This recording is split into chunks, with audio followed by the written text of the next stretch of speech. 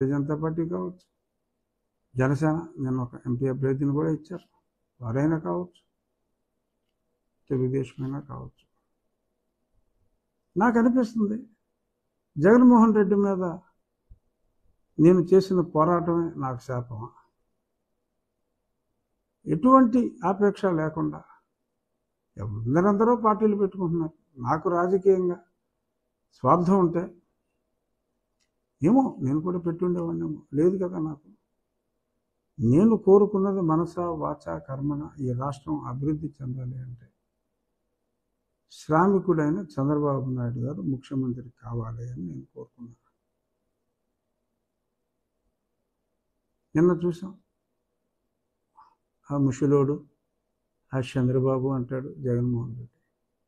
ఆయన 3 మీటింగ్లు, ఎవడ కుర్రోడు ఎవడ ముసలోడు, రోజుకి 3 మీటింగులు మండు టెండలు చేసిన వాడు ముసలోడా?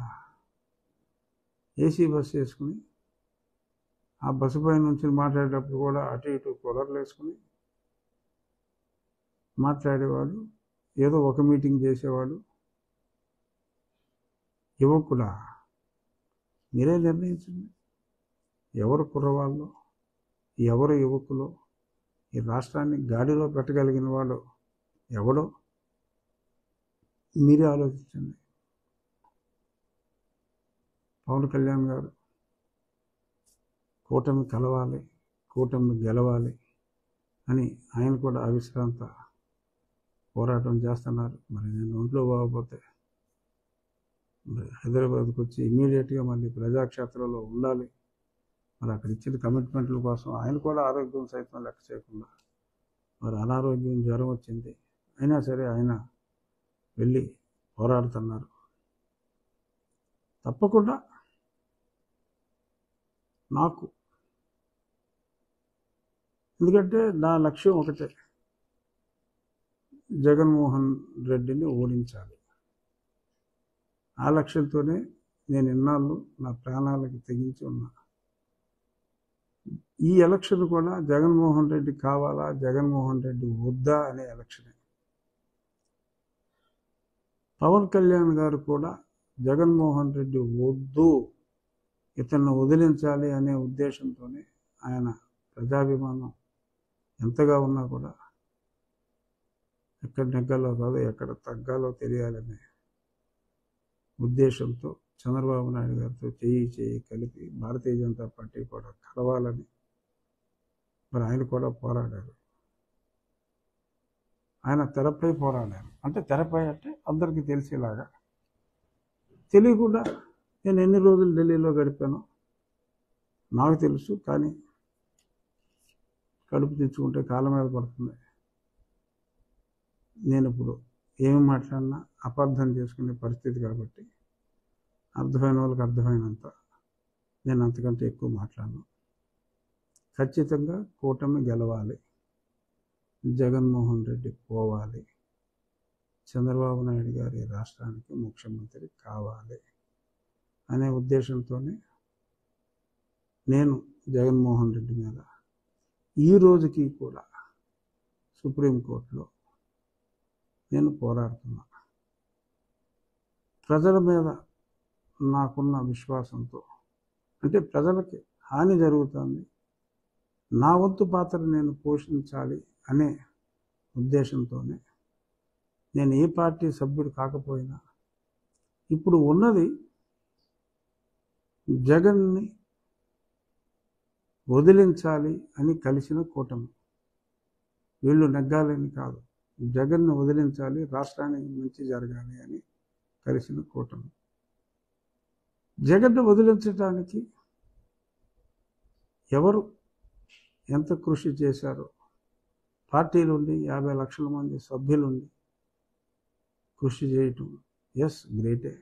కానీ ఒంటరిగా నేను, నా నాన్నమ్మ గారు చనిపోయినా కూడా నా ఊరికి నేను వెళ్ళలేని దుస్థితిలో, నా కాన్స్టిట్యున్సీలో ప్రధానమంత్రి వచ్చిన భారతదేశంలో ఇప్పుడు దాకా ఎప్పుడూ ఇటువంటి ప్రోటోకాల్ వైలేషన్ జరగలేదు. నా పేరు రాసిన తర్వాత కూడా డిస్ట్రిక్ట్ కలెక్టర్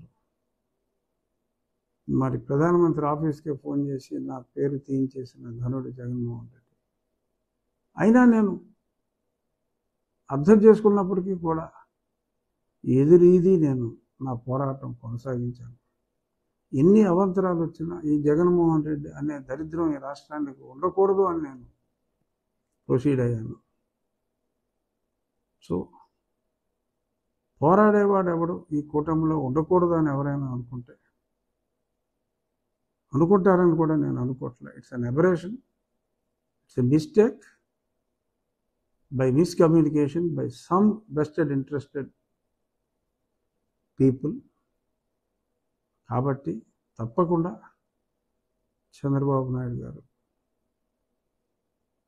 నాకు న్యాయం తప్పకుండా చేస్తారు అనే పరిపూర్ణ విశ్వాసం నాకుంది. ఎంతోమంది ఇంకా నాకు మెసేజెస్ తుప్పర్లుగా వస్తూనే ఉన్నాయి. నా మెయిల్ బాక్స్ నిండిపోతుంది. అందరికీ నేను ఒకటే, రాష్ట్ర ప్రజలు ఎలా అయితే మరి ఈ కూటమిని విశ్వసించి ఈ నియంతని పంపాలనుకుంటున్నారు, అందరూ భయపడే రోజుల్లోనే నియంత నువ్వెంత అన్న నన్ను వదిలేస్తారని నేనైతే అనుకోవట్లేదు. తప్పకుండా 1-2 రోజుల్లో న్యాయం జరుగుతుంది అనే. ఎందుకు నేను చెప్తున్నాను ఇది ప్రతిరోజు? అందుకని నిన్న చెప్పా, మధ్యలో 2 రోజులు మాట్లాడలేదు, వేరే విషయం. ఎందుకు చెప్తున్నాను అంటే చాలామంది రకరకాల ఆప్షన్స్ చెప్తున్నారు. వద్దండి, అటువంటి ఆప్షన్స్ ఏమీ వద్దు, నాకు న్యాయం జరుగుతుంది అని నేను వాళ్ళందరికీ చెప్తున్నా. అదే విషయం మీడియా ముఖంగా కూడా నేను చెప్తున్నా. చూద్దాం ఏమవుతుందో చూద్దాం. ఎవరైతే నా గురించి మరి జనరల్గా ఎవడైనా ఏప్రిల్ 1 రోజు ఫూల్ చేసే ప్రయత్నం చేస్తాడు. కానీ ప్రతిరోజు ఆంధ్రప్రదేశ్ జనాల్ని ఫూల్స్ చేసిన మహానుభావుడు ఎవరు అంటే శ్రీయుతులు ఎడుగూరి సన్నింటి జగన్మోహన్ రెడ్డి గారు.